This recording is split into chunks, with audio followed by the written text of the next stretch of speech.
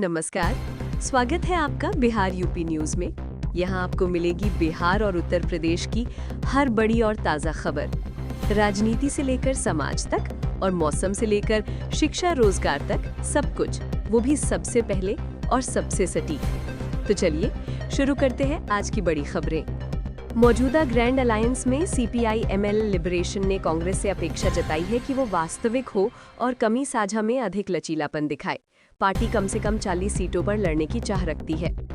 बिहार माध्यमिक शिक्षा board BSEB ने STET 2025 के लिए पंजीकरण प्रक्रिया आज से शुरू की है। इच्छुक उम्मीदवार secondary.biharboardonline.com पर आवेदन कर सकते हैं। मौसम विभाग IMD ने पूर्वी भारत में शुक्रवार को भारी बारिश और तूफानी हवा का अनुमान लगाया है। बिहार और उत्तराखंड इस मौसम प्रणाली से खासे प्रभावित होंगे। बिहार में सरकारी OPD बंद है क्योंकि जूनियर डॉक्टरों ने बॉन्ड अवधि 3 से घटाकर 1 साल करने और गैर पालन पर दबाव कम करने जैसी मांगों को लेकर हड़ताल की।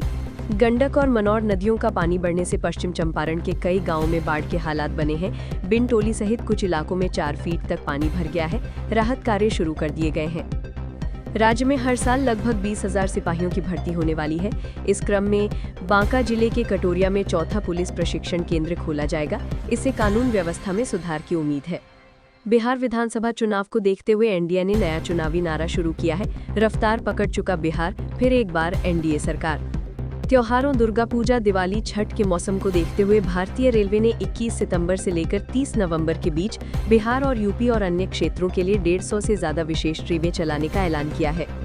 उत्तर प्रदेश सरकार ने उत्तर प्रदेश सड़क सुरक्षा साथी SSS नाम से एक नया वॉलंटियर बेस्ड सिस्टम प्रस्तावित किया है।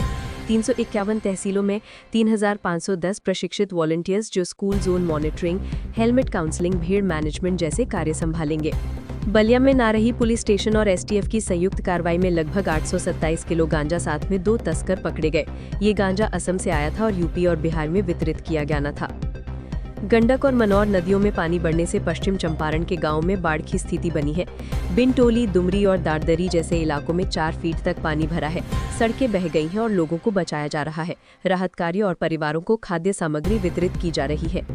12 विश्वकर्मा पूजा, निर्माण मजदूरों के लिए बड़ी राहत। बिहार सरकार ने आज निर्माण मजदूरों के खातों में लगभग 802 करोड़ रुपए भेजे हैं। इस राशि से 16.4 लाख मजदूरों को लाभ होगा और हर मजदूर की कपड़े भत्ता 2,500 रुपए से बढ़ाकर 5,000 रुपए किया गया है। साथ ही मुख्यमंत्री प्रतिज्ञा योजना पोर्टल का शुभारंभ हुआ है, जिसमें युवाओं को इंटर्नशिप के अवसर भी मिलेंगे। गृह मंत्री अमित शाह ने आरोप लगाया है कि बिहार में विपक्षी दल घुसपैठ को बढ़ावा दे रहे हैं। उन्होंने कहा कि अगर महागठबंधन की सरकार आई तो सीमांचल जैसे इलाकों में अवैध घुसपैठ की समस्या बढ़ जाएगी। यह मुद्दा चुनावी रणनीति में एक प्रमुख बिंदु बन गया है। बिहार विधानसभा चुनाव को देखते हुए NDA ने नया स्लोगन पब्लिक किया है, रफ्तार पकड़ चुका बिहार, फिर एक बार NDA सरकार। इसका उद्देश्य वर्तमान सरकार की प्रगति को हाईलाइट करना और मतदाताओं में भरोसा बनाना है। बिहार में कांग्रेस ने पटना में हाई लेवल बैठक की है, जिसमें संभावित उम्मीदवारों को लेकर विचार विमर्श हुआ है। बैठक में पप्पू यादव की उपस्थिति से राजनीतिक गतिविधियां तेज हुई हैं।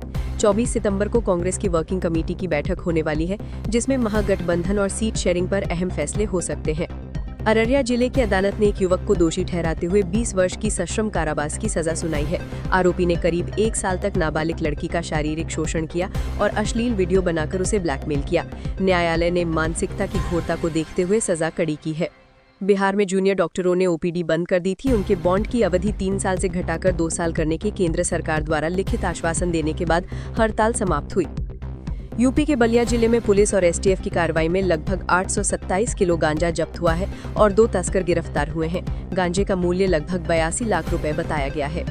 बिहार विधानसभा चुनाव को देखते हुए NDA ने नया चुनावी नारा पेश किया है, रफ्तार पकड़ चुका बिहार, फिर एक बार NDA सरकार, ताकि जनता को विकास की कहानी याद दिलाई जा सके।